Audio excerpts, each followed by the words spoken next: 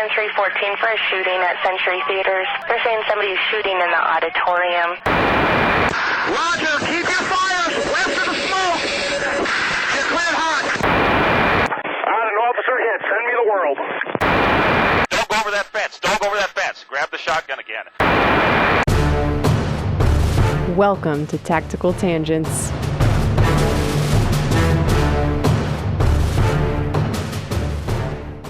Welcome back to Tactical Tangents. This is Mike. This episode is brought to you by Loa Boots. Start your day off on the right foot with footwear that was designed for those who stand relentlessly in the face of adversity.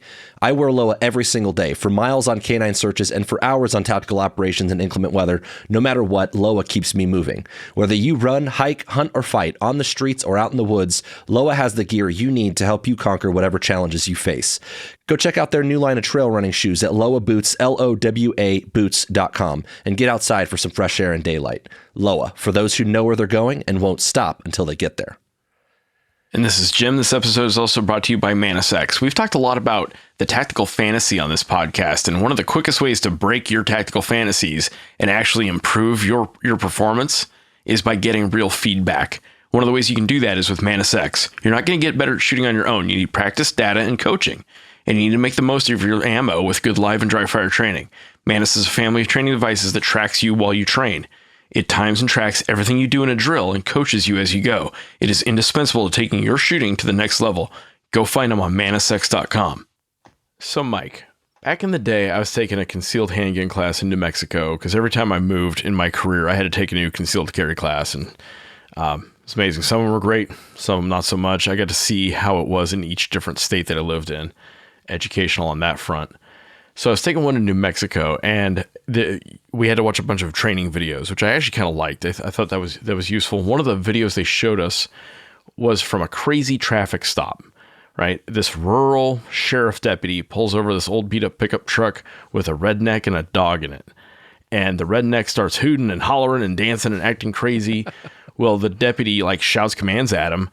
And then this dude grabs an old army carbine or carbine rifle, depending on what generation you're from, and shoots the deputy a bunch of times and murders him. And the clip ends with haunting audio of that deputy just screaming and dying. You ever see that? Yep. That video is a video that I've shown to every recruit class for over a decade at this point, probably. We just changed the curriculum, so I don't know where in the curriculum it falls now. It's not a class that I teach anymore, but for many, many years, a class that I taught, that video was prominent in the class. And it was the murder of Deputy Kyle Dinkheller in Lawrence County, Georgia, and it happened back in 1998. It was captured on his dash cam back when dash cams were brand new. And I'm talking VHS recorder brand, they had to go pull out a tape from the back of the car, brand new. And this video has become kind of a staple in law enforcement training. It's gone across the country in a lot of ways. And in fact, Deputy Dinkheller's dad has gone around the country advocating for better police training as a result of this video. And so if you're an officer listening to this, there's a good chance that you've already seen it. Yeah. So because of that engagement effort to learn the lessons, the critical lessons from that event, some of our listeners are super experts in this event and can teach us a lot and have taught us a lot about the event. Some of our listeners have never heard of it. If you've been exposed to it, it's one of those things that sticks with you kind of forever. And if you've never seen it before, you don't know what we're talking about, right? So we're going to try and set a quick baseline for you, and then we're going to go into the analysis. This was a watershed event in police training, and we now have had generations of instructors teach about it, and it has affected how cops around the country do traffic stops and how they handle non-compliance subjects on the side of the road. So we've had many generations teach about it, and although it's an important case study, sometimes the wrong lessons come through, and we want to help that. Yeah, I think it's critical to talk about how and why it became a watershed event. And one of the big reasons was to illustrate, quite frankly, and I say this with due respect to the murdered deputy. I mean, if we are being fair, he was a pretty new basically rookie deputy. He didn't have a lot of experience. He was very young, 22 years old. And quite frankly, you watch the video and you see he made the wrong choice. Several wrong choices, arguably. And that sucks because it illustrates that he fucked up, right? But the fact of the matter is that he completed his training. Everything the academy taught him, field training taught him. He was out there on the road on his own for a year or two, and this still happened. So it's watershed because it illustrates the impact of some of the training, and it illustrates a lot of the decision-making and the things that prior to 1998 you might have heard the stories about, but you couldn't really see and appreciate with your own eyes in the same way that you could at this point. So moving forward from this, hopefully you saw a big shift, and that pendulum swings, and we'll talk about that. But that's why it's so important, is because from a logical and rational point of view, you can watch this video and go, what the fuck? But it doesn't solve or answer all of the questions. And that's why it's a big deal. And anytime we're talking about an officer down situation, this is an inherently emotional event, right? I'm sure every cop who has seen that video can picture being on that traffic stop and is invested in that. And anytime we debrief a bad police outcome, we're going to sound judgy, right? We got 20/20 hindsight, and we are calling errors out when we see them. That's not because we think he was a bad cop. It's because you're not going to live long enough to learn all those lessons by yourself. So gosh darn it, we better learn them now in a 0-0 environment and not on the side of the road. And to be clear, when I say that his father has gone around the country advocating for better police training, it's because he recognizes that and he sees how that plays a role into this. And he sees the ways in which, arguably, again, his son's death might have been preventable with better training and more training and some of those things. And so, like, we're certainly not trying to throw any shame at that. And there are some factors in this that will also explain, that will help you understand how difficult a decision like this, or a set of decisions, like series of decisions, can be in these sorts of circumstances. But at the end of the day, sometimes you got to do bad things. And like, it's not that they're bad, quote unquote, in a legal or moral sense necessarily, but they're ugly, right? They're not pretty. They're not fun. They're not enjoyable. They're difficult. They're hard. And so that's what we have to wrap our heads around. I'm going to pile onto that. The decision to shoot is often way oversimplified, right? We did a whole episode of I'd just shoot him, and why that's usually not a good answer, right? And we want to think that it's super black and white. You know, at what point can you say, yep, I've all the things are true for me to pull the trigger? And that was one of the tricky things about this event was it evolved quickly and erratically, and it got pretty gray. At what point is this guy presenting a lethal threat that needs to be put down? And the deputy was a couple seconds behind on that decision, and it was a gray area decision. Okay. So I'm going to give you a quick rundown for those not familiar with it. And I'm basically just going to read off the Wikipedia article just for sourcing. I pulled this off Wikipedia. There are lots of videos about this that you can watch, including a really good in-depth documentary produced by Amazon. So you can check that out. We'll link to it in the show notes. Or at least hosted by Amazon. Right. Thank you. Yeah. So January 12th, 1998. It was toward the end of his shift. Deputy Kyle Dinkheller of Lawrence County, Georgia,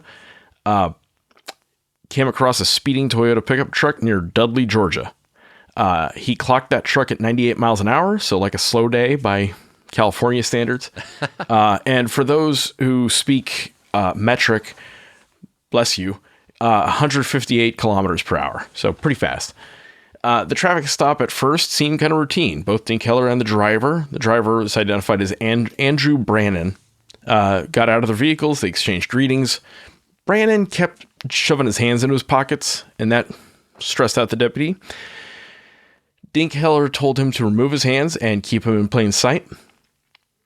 Brandon became agitated, yelled at the deputy, and he kept shouting things like, shoot me. And then he started like dancing around, waving his arms around in the middle of the road. Dinkheller got on the radio and said, hey, I need help. Issued commands to Brandon, hey, stop, knock it off, get back. When Brandon saw that Dinkheller was calling for more units, he ran toward the deputy, like trying to like charge at him. Dinkheller moved back. He retreated while issuing commands. He pulled out his baton and started like swinging at him to keep him at bay. And despite the commands, Brandon walked to the back of his pickup truck, pulled out an M1 carbine from under the driver's seat, got behind the driver's side door. And at that point, Dinkheller positioned himself near the passenger door of his cruiser, gave more commands for like 40 seconds before Brandon stepped out of his away from his pickup truck, pointed the rifle, fired several shots. In the exchange of gunfire, it took a while for either one to get hit. At that point, Brandon ran from his truck toward Dinkheller, kind of drove in on him on foot, and kept firing and kept hitting the deputy, basically anywhere the deputy was exposed, arms, legs. Brandon began to reload his weapon, and the now injured Dinkheller tried to position himself near the driver's side door of his cruiser, so moved around his cruiser. Brandon appeared to go back to his car and retreat before another shot from Dinkheller was heard. That got Brandon advancing, firing at the deputy, hitting him numerous times. Before being disabled from the gunfire, Dinkheller was able to inflict a gunshot wound to Brandon's stomach. Dinkheller had been shot 9 times when Brandon took careful aim. He said, "Die, fucker," and fired a final fatal shot into Dinkheller's right eye. Brandon then retreated to his truck and fled the scene. Brandon was arrested the next morning without incident. He told the investigating authorities, "They can hang me." He was found guilty in 2000 for murder, sentenced to death, and was put to death in 2015 by lethal injection. Okay, that was a lot that I rattled off. I rattled off fast on purpose because I know you can look it up on Wikipedia and you're going to see and hear the video. So now you need to hear it to truly appreciate it. Now, I want to, before I play this, I want to warn the listeners that this is difficult to hear and listen to. You can pull up the YouTube video, you can watch this, it's all over the place, but you're going to hear a deputy get killed, and it's not pretty, so listen carefully. And skip through a couple minutes if you think it's necessary, depending on what's around and your kind of stomach and tolerance for this sort of thing. Not a good one for kids in the back of the car. Certainly, not like all our certainly rubber not content. that, but also if you've been friendly. exposed to this sort of thing and you think it's probably not healthy for me to listen to this, it's not going to hurt to skip. The other thing I'm going to call out kind of as this is going is we know for sure that the deputy saw a gun at the point that he says, "Put the gun down," or "drop the gun," one of the two, something like that. And then you'll hear the time at which the first shots are fired. Now, I've clocked this before. I don't have the time. I don't have the right slide in front of me with the precise time, but I'm just going to do this casually on my phone here for the sake of this recording. You'll hear me acknowledge right now. You've heard him say, "Put the gun down," or "drop the gun," something to that effect. And then the time the shots are fired, I'm going to clock that. And I'm just going to give you an idea of how long it went from the time that the deputy, we know for sure, perceived a weapon and the first shots were fired. Now, who fired that first shot? There are some reports that suggest that Deputy Dinkheller did fire the first shot. I'm not sure how or to what degree of credibility or confidence we know that that's been proven, but regardless, the first shot's fired, you'll see it's quite a gap. And I think that's relevant. So we'll talk about that as we go, but just listen for that. I'll kind of overlay as we go.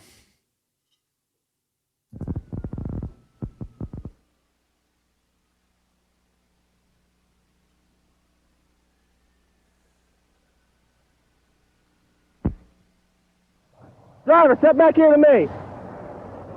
Come on back here for me. Come on back. How you doing today? Good. Come on back here. Keep your hands out of your pocket. Keep your hands out of your pocket, sir.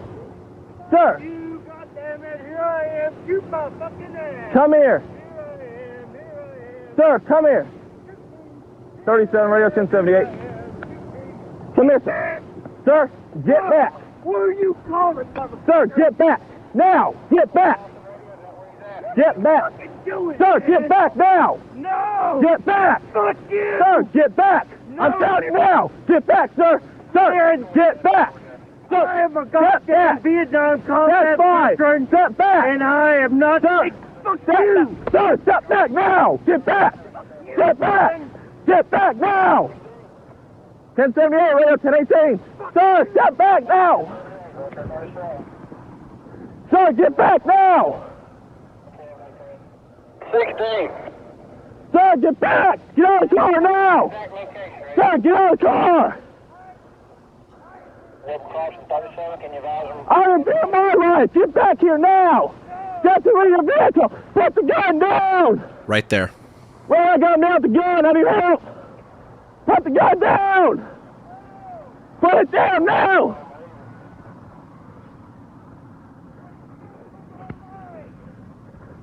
Put the gun down. Drop the gun now.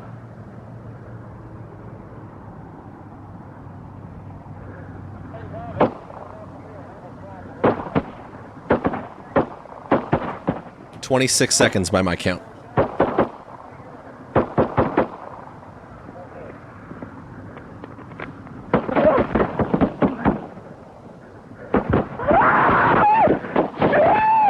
Shit! Stop now!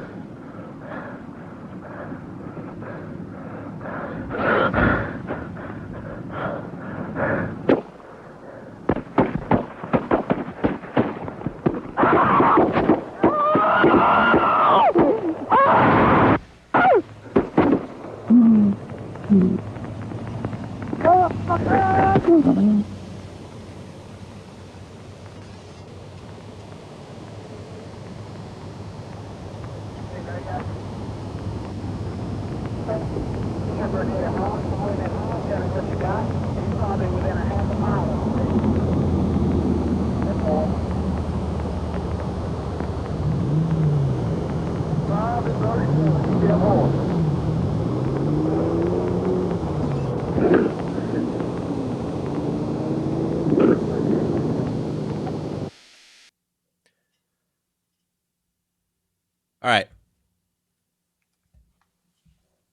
So every time I watch this video and every time I've played it for a class of recruits, I've had to try to convey as best I can. This is every police trainer's worst nightmare. Anytime I've ever shown this to a group of people with zero law enforcement experience whatsoever, and I've asked them what they think they should have, the deputy should have done in that 26 seconds from the time we know he perceived a weapon to the time that shots were fired. Everyone in that room says, shoot him, right? Why wouldn't you shoot him? And part of the problem with this is usually when I ask that question to a room full of police recruits, they say something, instead of that, they say something to the effect of, well, I would do what I have to do. Or I was in danger for my life, and so I did, I would utilize, I hate the word utilize, I would utilize lethal force or deadly force or something. Like, the answer is to fucking kill the guy. Like, he's getting ready to kill you, so fucking kill him. And that's hard for people. But the brutal and the mortal truth of this is that sometimes violence is the only answer. And when you're faced with a situation like that, and even though you don't want to, you have to recognize that your choices are being narrowed down to nearly zero. And that the only option you have is to use violence to defend yourself. Now, it's a very difficult problem to take a room full of police recruits who can watch that on a video and they all know the answer. And you know that on some level, that man knew the answer too. And yet, he failed to pull the trigger fast enough to save his own life. That's a worse nightmare.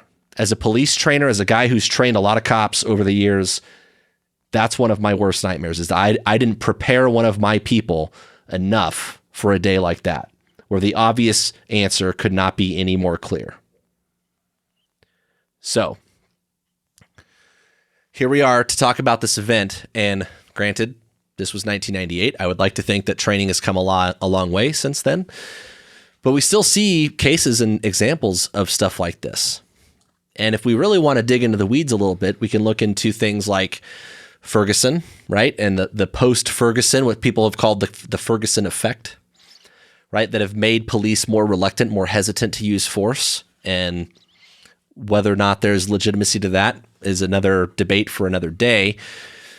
One thing that came up in the aftermath of this event was some discussion about a exchange that Deputy Dinkheller had prior to this, recently, but prior to this event, in which he was apparently scolded on some degree for being a little aggressive with a guy who was friends with the police, with the sheriff. Right now, there is some debate about whether or not that event actually happened, and if it happened to the degree that it happened, with something about a traffic stop and him yelling at somebody. Maybe he put his hand on his gun. I don't know. I'm not sure how factually correct that is. We'll get into some editorial about that later, but there is a segment of his friends and family and the people connected with this who believe that maybe he was a little trigger shy because he had been kind of held to task on that. And that's disputed a little bit, but I would argue, for the sake of our analysis and editorial here, that it doesn't really matter, right? We'll talk about what lesson we can take from that, but regardless, the outcome being what it is, this was a preventable death. And that is the part that is really hard to swallow, right? He had 26 seconds to shoot, or hell, run away if he didn't want to shoot the guy. Frankly, like, he had 26 seconds to get in his car and leave if he really wanted to, right? But yeah, one of the things that police training is intended to help you with is to build out the list of options or tools in your toolkit. And you can get in your car, you can ram them with your car, you can drive away, you can change the words you're saying, you can shoot, you can try less lethal, potentially lethal. You have options. And one of the big points of training is to teach you what those options are, when to grab which tool, and keep you from vapor locking. And you're going to see, and you can kind of hear it in the audio, you hear that vapor locking, right? He just kind of gets stuck. Yeah. So, again, we're not here to trash the deputy for this whole thing. We've come a long way since 1998, and hopefully he's had something. His loss has had something to do with that, right? He leaves behind a wife, and he has, I think, a 2-year-old and a pregnant wife at the time that this happened. So 2 kids and a wife, and we're not going to let that be in vain, obviously, and neither has his father, and hopefully the rest of his family, but we do want to offer some critical insights here because I think they are relevant. So one of the things when I watch this video, and again, you're only hearing the audio in this format. I hope if you haven't seen it, many of you probably have, but if you haven't, go watch it. We'll put a link, obviously. When you watch this video, you'll see this dude get out of the truck. He's kind of acting a fool. And there was a moment in there where, in my mind, I go, like, if I'm that deputy, like, kick that guy's ass. Like, he's, just go hands on with them, take him down, right? Now, I didn't know this until I was getting ready for this episode because it's kind of out of frame on the video. But apparently, he does actually pull out a baton and deliver a baton strike at some point. Here's a pro tip about batons in my experience, especially expandable batons. They suck. They rarely work well, but expandable batons in particular. However, there is a moment in here where potentially a swift escalation in force would have prevented this guy from getting back to his truck where there was a rifle for him to load up, draw, aim, and shoot at the deputy. Right? So this is one example in terms of use of force. Don't be afraid to use it. Yeah, and proportional force isn't equal force. We're not tit-for-tatting back and Absolutely. forth. Tit-for-tat is not an effective technique to control a situation. Yeah, there's always we just did a use of force episode, and one of the key takeaways in there, like, be reasonable about it, but you do not have to be, nowhere out there is there a rule that requires you to be in a fair fight. And we talk about that frequently in terms of tactics. It's like, I don't want to be in a fair fight. This isn't about fair fights. I bring lawful authority to the table when I try to enforce laws, right? And if someone's going to act in a certain way, like, if they got it coming, they got it coming. And there's something to be said about using an appropriate and proportional amount of force to deal with someone's resistance that potentially prevents or precludes bigger problems, such as this. Now, I'm not saying that in every scenario on the side of the highway, I want to go get in a fist fight and roll around lanes of traffic. Obviously, that's tricky, right? But it's something to think about in a scenario like this. Had he gone hands-on with him, maybe the guy never gets to the gun. He might have been in for a hell of a fight. Crazy be crazy, right? But there's a time and a place to go ahead and do the thing, right? To use force when it's appropriate. So use of force as a rule, use it. Like, it's there for a reason, right? And part of that is recognizing that sometimes violence is the only answer. Sometimes you gotta go hands-on. Sometimes you gotta fight. Sometimes you gotta shoot the guy, right? And that leads me to another big thing on this, which is just decisiveness. Especially in this era, post-2020, right? Post-COVID, post-Ferguson, George Floyd, all the things. We're seeing a softer and kinder and gentler police force. And there's a lot of good lessons to take from all of these events in terms of good communication skills and being able to de-escalate. And when I say de-escalate, to be clear, I'm talking about removing some of the energy from the problem. Sometimes that means a quick tackle. De-escalate doesn't always mean avoiding the use of force. It means using the right amount of force to remove some of the energy, some of the kinetics from the problem, right? And if that means wrapping a dude up, like, then so be it. So being decisive is a big deal. And sometimes being decisive means and is synonymous with being aggressive. And I want the listeners to be able to connect the dots between, like, sometimes you have to be quick to act, and sometimes that prevents bigger problems.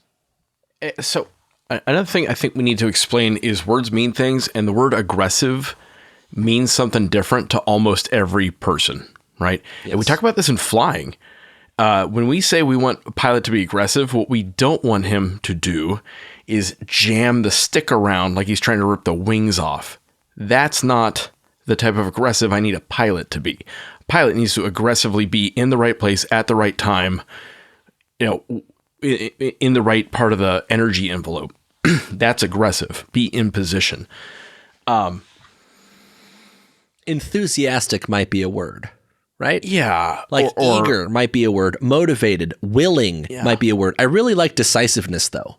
Yeah, but for example, when we say we want cops to be aggressive, some people are going to hear that and they'll be like, oh, I'm supposed to act like an a-hole every time I have a traffic stop, or anytime someone doesn't do what I want them to do. Or he's trigger they're in happy, contempt or- of cop. I'm going to lose my shit on him. Yeah, he That's wants to not fight. what we He want, has a right? temper. He has an ego. Yeah, all those things. Yeah. So aggressive in this context means what? It means to be calculated. It means being controlled. But when I say decisiveness, it means willing to make a decision. And what we're specifically trying to avoid is the loop, right? You've seen those videos where it's like, drop the knife, drop the knife, drop the knife, drop the knife, drop the knife, drop the knife, drop the knife. And we're just stuck in this loop of like, well, shit, I don't want to shoot him, but like he's not dropping the knife. And so maybe if I just keep saying the same thing over and over again, and what's really happening in that person's mind is they're not making a decision. They're getting stuck on the OO part of OODA loop, right? They're observing, they're trying to orient themselves, but they're not making a decision. They're not acting on those decisions. That OO thing, it's like this cognitive stall where you're like, I don't know what to do here. And Exactly. that's It's the lieutenant under mental pressure. It's the vapor lock. And we've talked about this before. Some agencies really hate ask, tell, make. But the whole point of ask, tell, make is what you don't do is ask, lose your shit, overreact. Right? well, or just get stuck at ask and never do anything else and then wait for the other let guy him to shoot decide you, the outcome. Right? Yeah. So in this context, one of the things where I would go with the word aggression is I want you to take initiative and take the initiative back away from the guy who's trying to drive the situation. They don't get to drive the situation. Right? Right. And you hear that as a parent in this video when he's like, get back, come here, get back, come here, get back. You know, you can hear him kind of in this, shit, what do I do? Right? Where he's reacting to the events, he's not steering the events. And when we talk about initiative, that's the difference, right? Is instead of reacting to the events, you start steering the events. You make him react to you. And recognize that when we say aggression, we might mean decisiveness. But when it is time to be aggressive, and I mean that in the violent context, then do so in a calculated and controlled way, but decisively. I'm going to win this fight now, period. And then you win the fight. I'm going to put this guy down now. There's this big, in lethal force, there's this like euphemism that we do. We don't shoot to kill. We shoot to eliminate the threat. We shoot to stop the threat. Now that's true. To be fair, like you don't get to do anchoring shots to make sure the guy is dead if he's no longer a threat to you. You do, to be clear, stop to end the threat, not to kill in that sense, right? But part of that aggressive, violent realization, right, in terms of being decisive is if it's at the point that I have to shoot this guy, we've determined that lives are in danger, and if I don't, someone else is going to get hurt or killed. And so I've got to do it right now, and I got to do it the right way. So the euphemism is fine in terms of dancing around your liability and whatever else, but you are still essentially shooting to kill if we agree that the intent is lethal, right? That is how we stop people with bullets. Exactly. Is lethality, right? So like I don't like the way a lot of people dance around the use of lethal force when it comes to situations like this, because we want to protect ourselves and our students, arguably, because we don't want them to be overly aggressive or violent. But I need people to understand that like deadly is deadly. If you're in a situation like this, like your life is at stake, right? The stakes are high. And I want to clarify, one of the reasons this ticks off Mike so much, we've had several episodes about this, is because what we don't want is when the chips are down, you're not comfortable with it, you're not ready to make the decision, you get that indecision loop, right? That's what we're trying to avoid, is I'm taking control, or we want to get you toward, I'm taking control back, I'm setting the initiative, this fight ends now, bang, bang. On my terms. Yeah. On my terms, right? So where that brings us is we spend a lot of time training the how, right? Like, this is how you shoot. This is where you shoot. This is when you shoot. But we really got to focus on the what a little bit. What we're doing when it comes down to it, taking another human life, we're going to kill a person, right? We might have to kill a person. And I want to use plain, clear, sober language about that because I think it's important.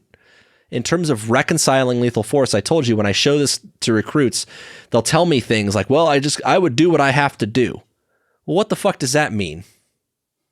Because I want to make sure that you have a clear picture of in your head about what's about to occur, right? You're going to kill this guy. And when you're sitting on the side of that road doing that traffic stop and that guy gets out of the truck and starts doing the thing, that is not the time or place to figure out how you feel about the matter, right? Those are conversations you need to have sorted out in your head today, right? Or yesterday, really. If you're going to find yourself in a situation like that, you're going to talk a big game about this fantasy you have about like, well, if it's going to be me or him, it's going to be him. Okay, well, put your money where your mouth is and do the mental preparation that gets there.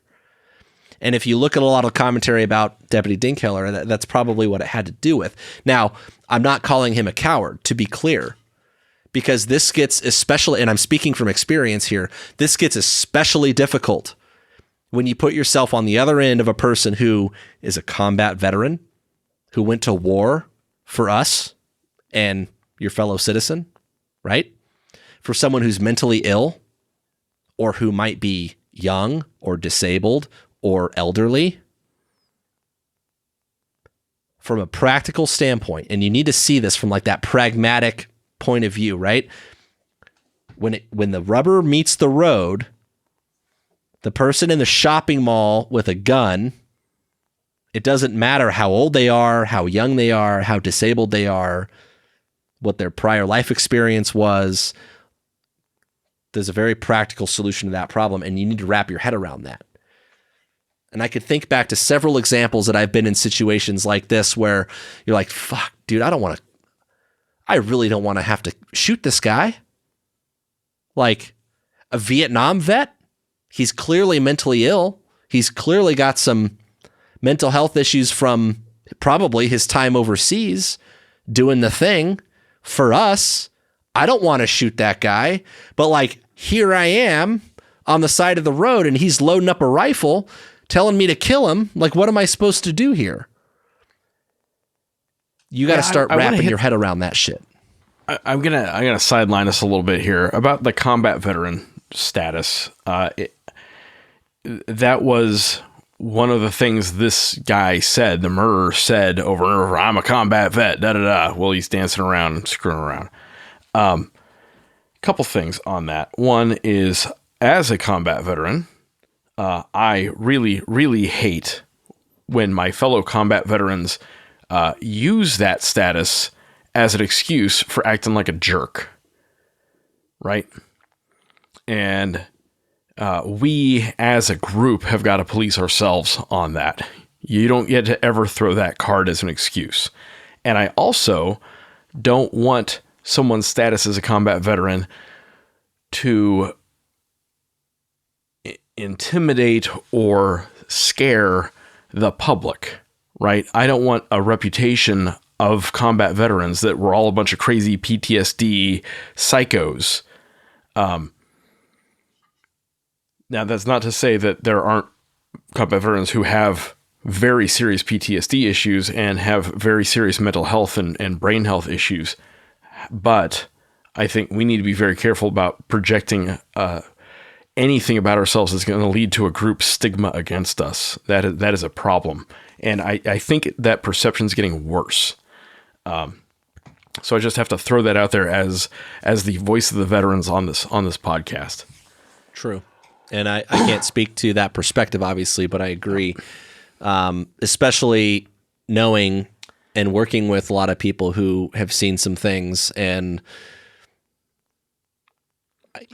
I've seen and experienced some of my own things, and I don't get to use those as an excuse, and neither do my friends. Right? And if you need the help, you get the help. And I know that's easy for me to say, but I'd rather that you fix it early before you're on the roadside stop dancing around a cop. Yeah. Right. Let's fix that way before we get there.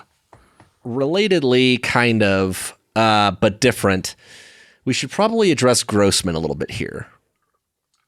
Now, we've done whole episodes. The on-killing guy, the on-combat guy. Yeah. And the sheepfolds and sheepdogs guy. I'm not throwing shade. We've done a critical episode of some of his work. However, it is worth pointing out that some of the things that he have brought to the attention of people in this industry, right? The industry of violence, whatever that looks like, whether that's law enforcement, military, etc., is the reluctance of a lot of people to shoot. And he's talked about that he has examined, arguably, like he's legitimately examined over the years, right? Different wars, different eras, the reluctance of soldiers to shoot at their enemies, and how that has, how in several ways that has gone away a little bit, right? It's diminished, it's lessened. And so training is getting something right in that regard. And so like he'll talk about examples of like Revolutionary and Civil War era soldiers who like packed several rounds into their muskets because they weren't actually firing them. They just wanted to give the perception that they were doing what they were supposed to be doing.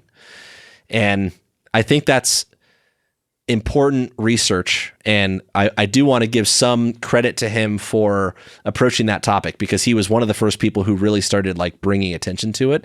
And that is important in situations like this, because there is a reluctance to kill. And I know that because I've been the guy who has stood face to face with a combat veteran and like, I really don't want to have to fight you right now, dude, or do anything of the sort. But like, you're backing me into a corner, right? Like, so I think that discussion's important, and we're not going to deep dive Grossman by any stretch, but I think that discussion is relevant. Yeah, I think I regard Grossman a lot like Freud. Did Freud get everything right about psychology? No. Was all of his method correct? No.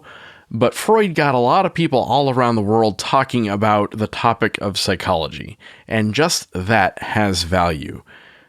Grossman was right about some things. He was wrong about some things. His methodology was flawed in some places, but what he did was he explained a tricky topic to a lot of people and got a lot of people thinking and talking about a topic that really was kind of taboo.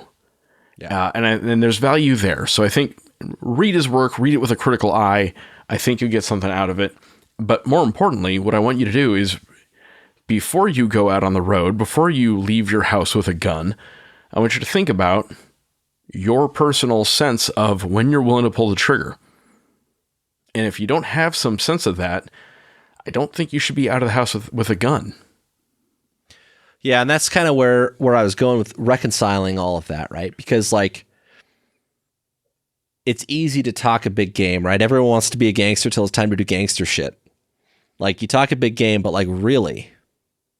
And I recognize that a lot of the audience and people listening to this might feel like they're ready, but they haven't been confronted with circumstances that frankly have challenged them in that sense.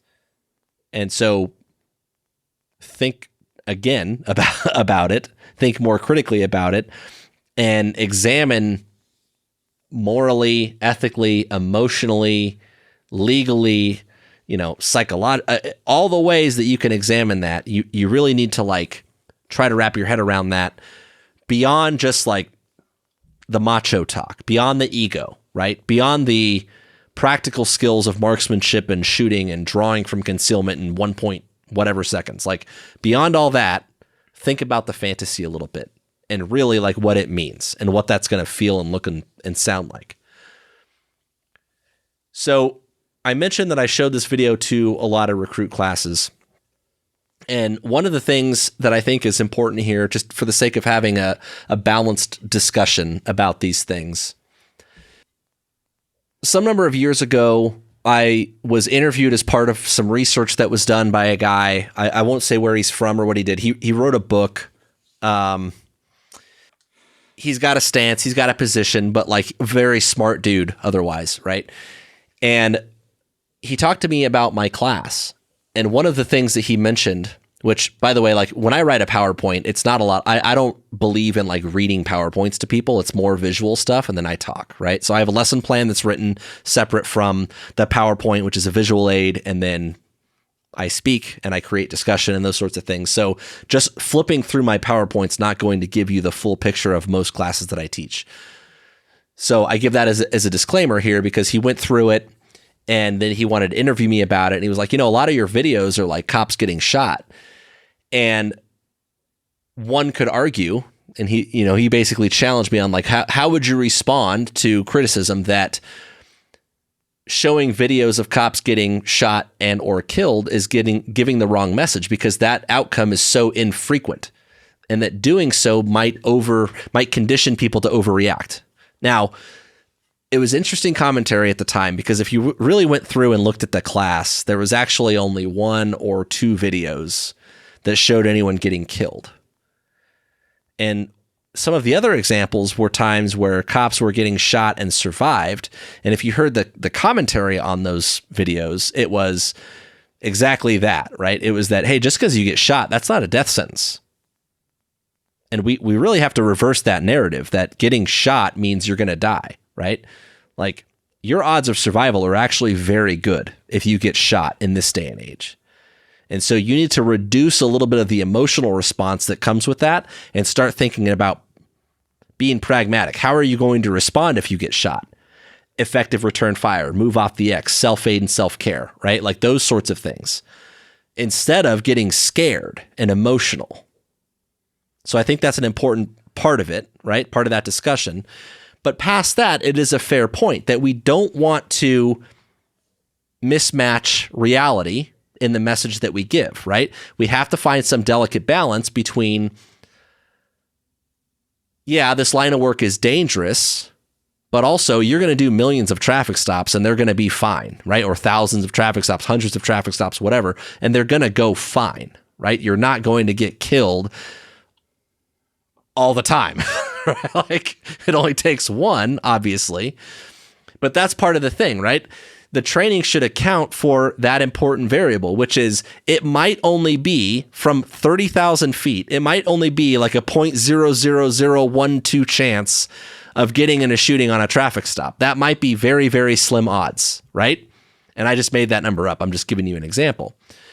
But the possibility of that shooting occurring is a lot bigger deal to the person making the stop, right? There's an emotional weight there that we have to adjust for. And we have to kind of grade on a curve, because it's not just because like there's always that like, well, it's probably not going to happen, but it could. And like, I'm not a doctor or anything, but my recommendation or my experience has been we should train cops to respond to the situation in front of them regardless, right? In a way that's balanced, right? Most outcomes, sure, it might not always happen, but the key is in adaptability. It shouldn't matter at the end of the day how you feel about it. The decision is either shoot, no shoot, right? Use force, don't use force. Like, we have to do that in a balanced way, and you have to do that with exposure and experience. Yeah, there's a lot here.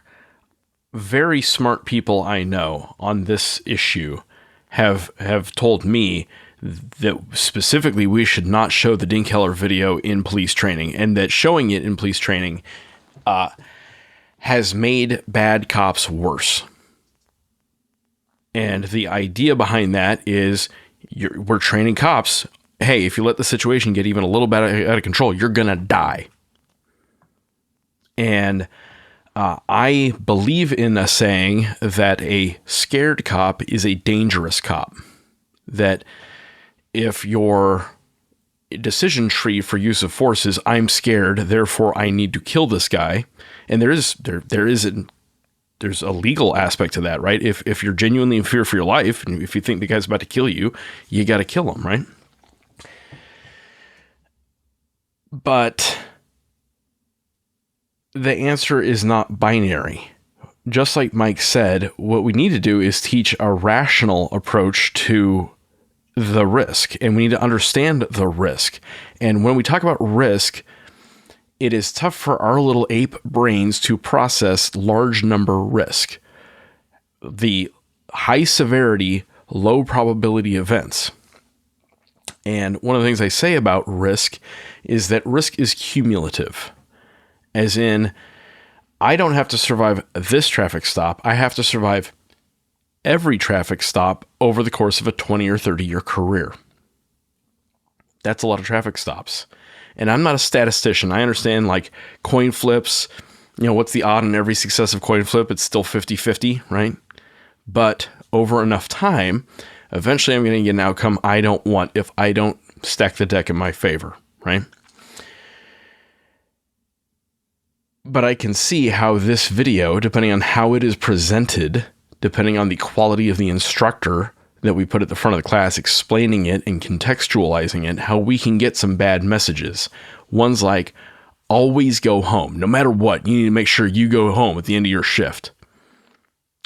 I know for a fact that is taught and kind of gospel in many police academies around the country. I know that it's taught and kind of gospel among a lot of field training officers around the country. And is there some truth to that? Yeah, I want you to survive your shift, obviously, and I want you to survive every shift. But I don't want you to make stupid decisions that put unnecessary risk on the very people you're supposed to protect in the name of safety, right? You're not just there to save you, you're there to save people in the community also.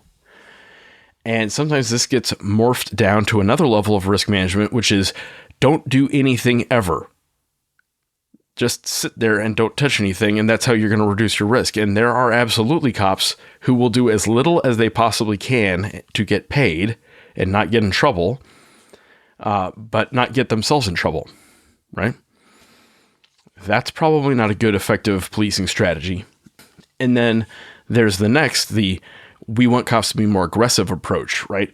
Always be the aggressor in every situation and don't tap the brakes. Otherwise this guy, you're going to hit the crazy guy who kills you. Well, again, what does aggressive mean? It doesn't mean you got to be a jerk to everybody. And it doesn't mean you have to freak out every time someone tries to push some initiative on you, right? It means you're cold, calm, collected, and you say, okay, you're not in control right now. I am. Here's what's going to happen next. You don't have to say that to them, but you have to understand that, at least inside your own OODA loop, right? Yeah, I really hate the always go home message. I mean, of course, I want to go home, obviously. But the officer safety is paramount thing. Yeah, on some level, one of the things that I really hate is when people well, sometimes you got to do cop shit, and they use that as an excuse to make bad decisions or use bad tactics.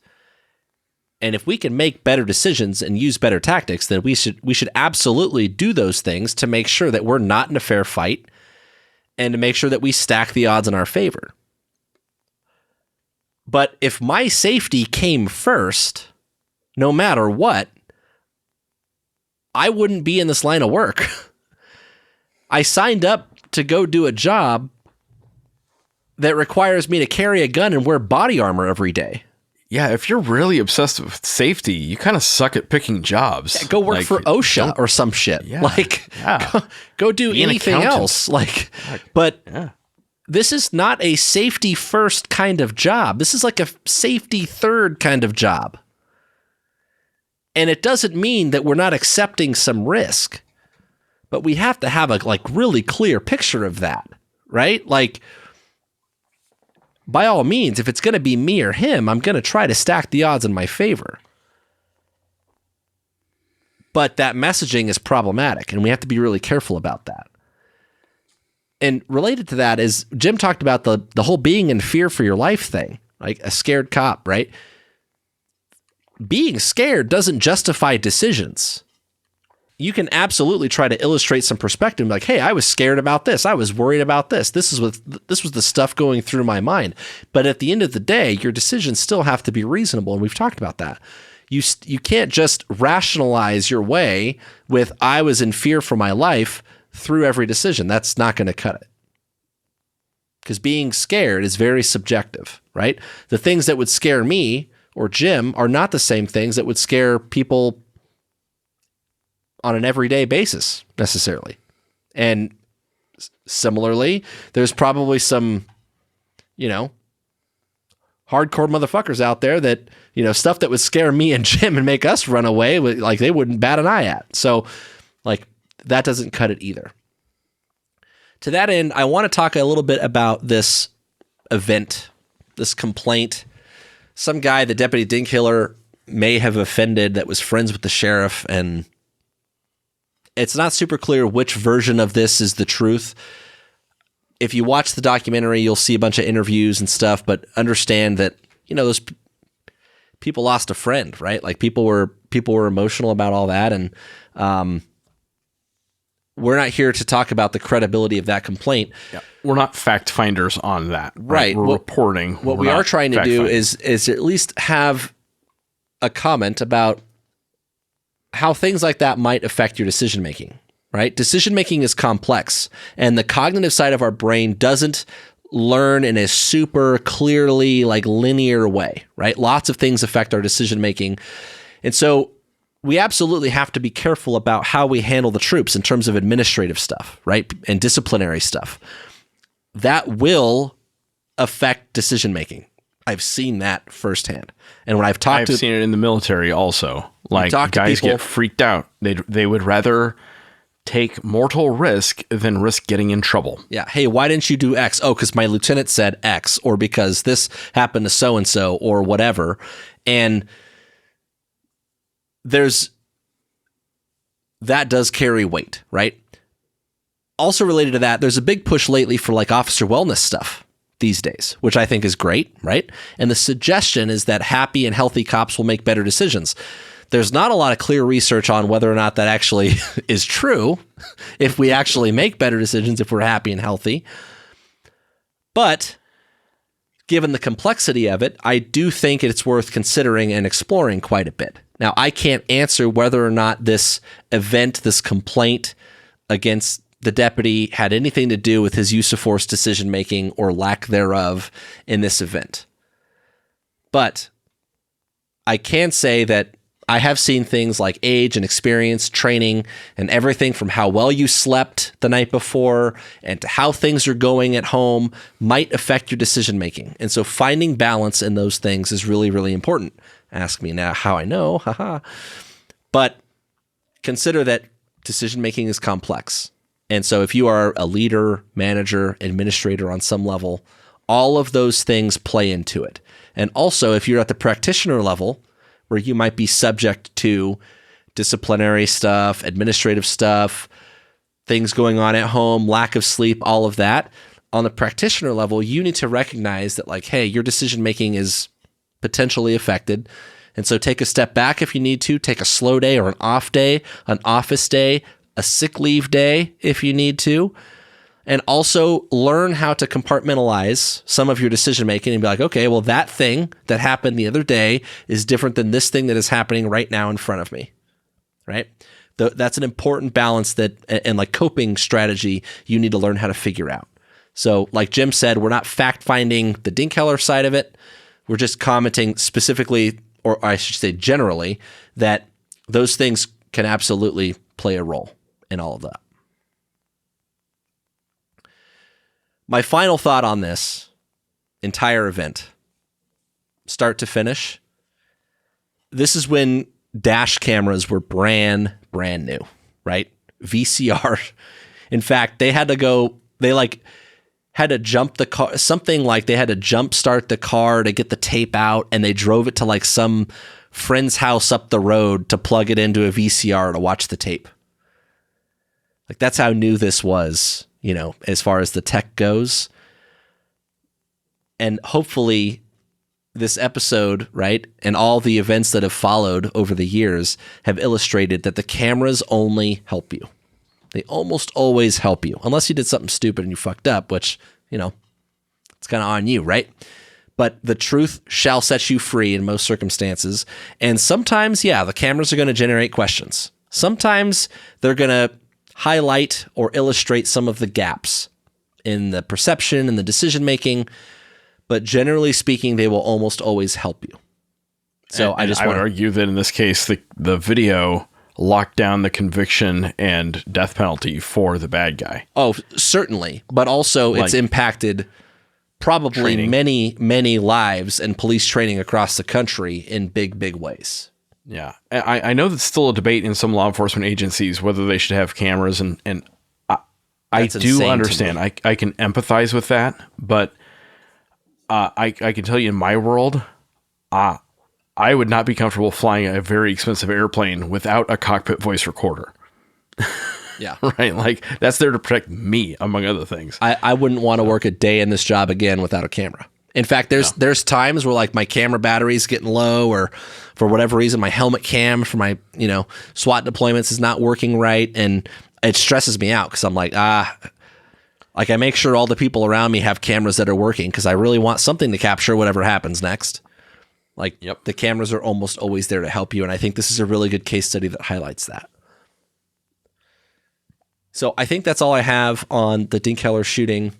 There's a lot in it. I think the number one thing for me is to reconcile the use of deadly force. We can sit there and we can watch and hear the 26 seconds that happen in between this guy's perception of a gun and the willingness to exchange gunfire with this dude, in which maybe he could have saved his own life. And that's really hard to listen to. So I hate to expose people to that. But at the same time, I think it's important that we use that to make sure we don't take Deputy Dinkheller's death in vain and say, hey, what can we learn from this? And it is that you could be an otherwise well-trained cop. You can be a certified police officer who's been out on the road for a couple years, who knows how to shoot well, and still not have all of those ducks in a row. And still need to do some soul searching and figure out what happens on the day. If today is to be the day, what does that look like and what do I do about that? And we got to figure that out yesterday, right? Yeah. From my perspective, this comes down to your survival is wrapped up very tightly with how fast you recognize when the situation is going what I call sideways, right? Like, at what point are we off script, off the rails? We need to break glass on our contingencies, right? So I think that's step one is where, watching that video, where do we know things have gone sideways? And then once it does, that is your time. You got to take decisive action and apply the right type of aggressiveness to regain your initiative and end the fight favorably and decisively. And when it's time to shoot the guy who's trying to kill you, it is time to shoot the guy who's trying to kill you, and you got to kill him dead. Lethality is how we stop imminent threats. That's all I got. Be safe out there. Be smart out there. All right, guys, that's all we got for tonight. This episode is brought to you by Drip Drop. Drip Drop Oral Rehydration Solution is an electrolyte powder that you mix with water. It was formulated by a doctor for quick absorption. I work in the desert, and it only takes a few hours in the heat, wearing body armor, carrying around a bunch of gear before I start feeling like crap and fall behind the curve in dehydration. Drip Drop keeps you in the fight so you can finish the mission and rehab for the next one. Go get you some at dripdrop.com or on Amazon, or ask your supply guy to find it for you. This episode is also brought to you by 09 Holsters. We talk a lot about people, ideas, and hardware on this show, so when we invest in equipment, we always think in terms of experience first. 09 is helping you figure out how to carry the gear you need to be effective. They are built by cops, for cops, with a minimalist design and bomb-proof durability. Radio cases, flashlights, body cameras, even canine remotes, you name it, 09 has been filling a void in tactical duty holsters for more than a decade. Go see what they offer at 09 Holsters, that's ZERO, the number 9, holsters.com. 09, built to win the fight. Don't forget that we put out new episodes on the 1st and the 15th of every month. If you like what we're doing, you can have our Patreon. Give us $1 for each new episode. That money's going to go back into bringing you good content. If you want to interact with us, you can find us on Facebook, Instagram, and Twitter. We are at TacTangents. You can also email info@tacticaltangents.com. And one last thing, our Facebook discussion group.